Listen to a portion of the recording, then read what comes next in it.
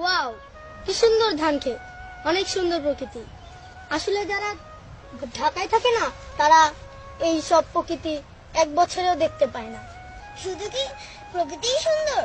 আমি কি বলেছি শুধু প্রকৃতি সুন্দর? তুমিও তো সুন্দর। আচ্ছা, তোমার বাবা যদি জিজ্ঞেস করে আমি কে, তাহলে তুমি কি বলবে?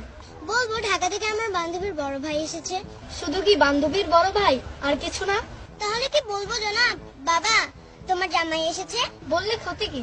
রাজ ভাইয়া বেশি বেশি হয়ে যাচ্ছে না? আচ্ছা ঠিক আছে, বাড়ি চলো।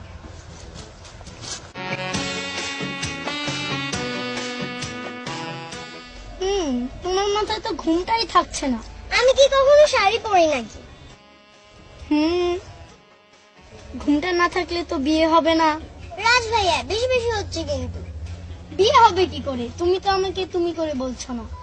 আচ্ছা এই কথা, তুমি তুমি তুমি তুমি তুমি আমি তোমাকে 101 বার তুমি বললাম, হয়েছে?